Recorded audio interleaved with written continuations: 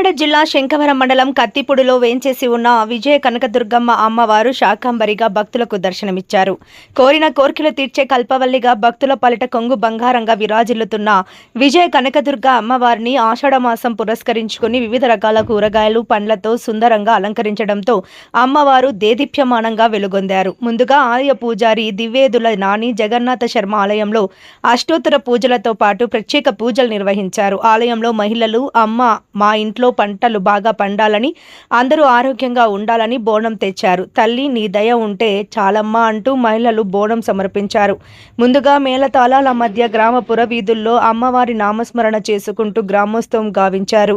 అనంతరం ఆలయంలో అమ్మవారికి అభిషేకం, ప్రత్యేక పూజలు నిర్వహించారు. భక్తులు గ్రామస్తులు తెచ్చిన 108 రకాల స్వీట్ల ప్రసాదాలను అమ్మవారికి నైవేద్యంగా భక్తులు సమర్పించారు. అనంతరం ఆలయ ఆవరణలో అన్న సమారాధన గావించారు. కార్యక్రమంలో గ్రామస్తులతో పాటు పరిసర గ్రామాల నుండి మహిళలు, భక్తులు భారీ సంఖ్యలో తరలివచ్చి అమ్మవారిని దర్శించుకుని ప్రత్యేక పూజలు చేసి తీర్థ ప్రసాదాలు స్వీకరించారు. కార్యక్రమంలో ఆలయ కమిటీ సభ్యులు, గ్రామస్తులు పాల్గొన్నారు.